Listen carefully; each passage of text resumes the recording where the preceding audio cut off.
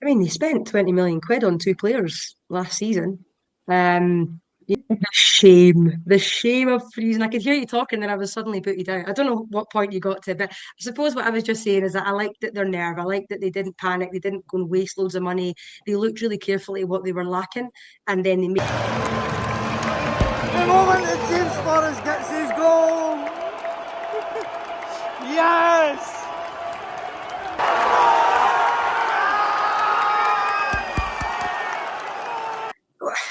I think there is a little bit of arrogance, and I don't mean that they have a right to be arrogant because they've had a number for so long domestically. But I don't think they will make too many dramatic shifts. I think, they know next season is probably going to be a little bit closer. But I don't think it will fundamentally change the way they spend this summer, to be perfectly honest. They've got the Champions League money. They know that they're going to invest in a few players, and they've got quite a strong squad.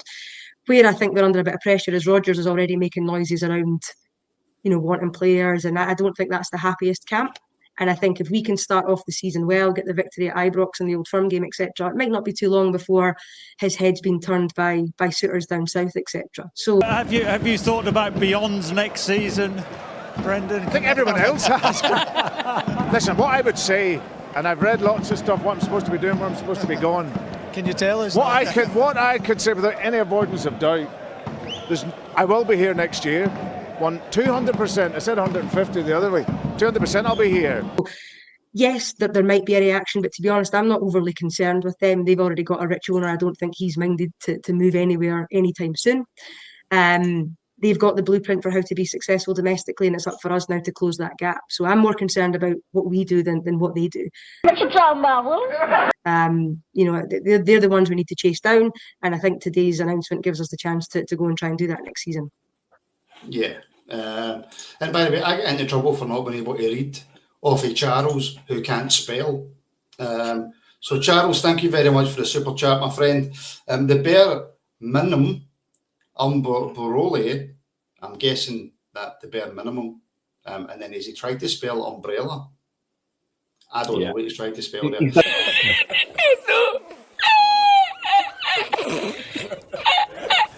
In French. He's done it in French, it's fine. Oh, yeah, he lives quite near France, doesn't he? Cut the deficits, Ian, get silverware, but they'd be the absolute lowest. The league's still the priority. Absolutely, the league's the priority. Otherwise, what would be the point playing in it? If you don't enter it to win it, you shouldn't be playing in it. And I think every single team, no matter who they are, start the season going, we can do this. It's our year. Because everyone remembers Leicester. So, but at the end of it, if they're waving a cup double at us in their first season,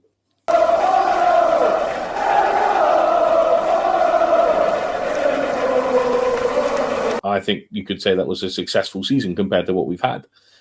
If they could if they won just the league on its own, it's a successful season. But if they only return like a League Cup, and I'm glad Connor's not here, because if you win just the League Cup is a nothing trophy.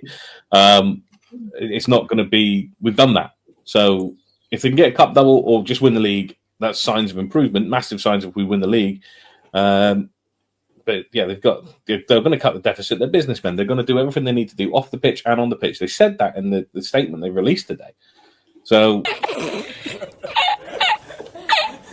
they're going to do everything they can do, and I believe they can do everything they say they're going to do. I don't think it's not not to bring them up, Craig White, not a Charles Green.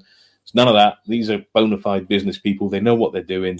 You just got to look down south. They do it with Leeds, and they've won the championship, which is no mean feat for a team in England to win the championship. It's probably the hardest league to win down there. So I'm probably the best. I mean, not to annoy people who like the English football, but probably the best league out of the four down there.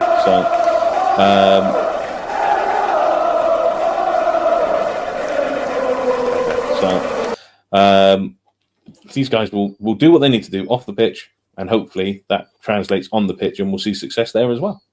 Yeah, 100%. Sorry, Mark, can I jump in there? Just on that point, Ian, I think that's a really good point, because we saw what happened. Leeds obviously didn't go back up straight away, after the 49ers took over the majority of ownership. But what I liked is they didn't panic. They kept Farker.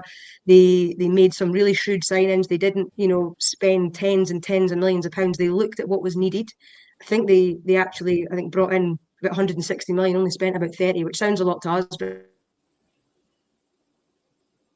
Oh,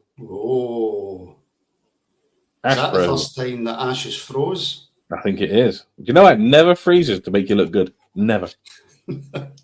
Not once has it ever froze and made anybody look good. It's always that face. Yeah, absolutely. It is always that face.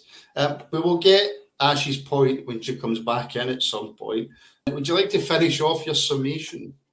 I mean, they spent 20 million quid on two players. The shame of freezing. I could hear you talking, then I was suddenly put you down. I don't know what point you got to, but I suppose go back up straight away, after the 49ers took over the majority of ownership.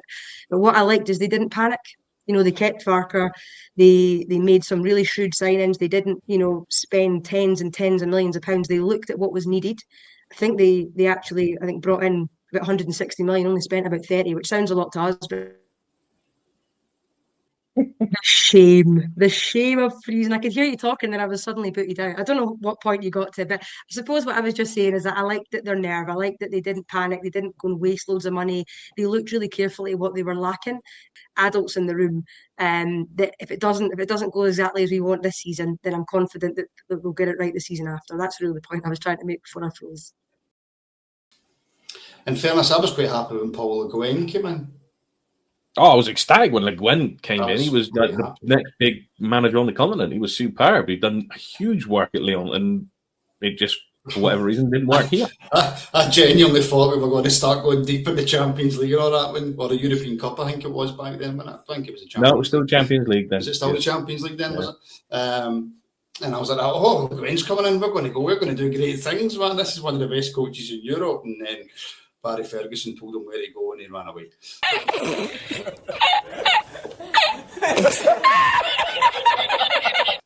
But yeah, what did we make of Dave King and all this, Ash? Dave King was the one who was telling us it's going to be mid-June. I can't see it being done before mid-June. He's also coming out saying before the takeovers announced, "Oh, Gerrard's the outstanding candidate," which for me was a load of nonsense, just me personally.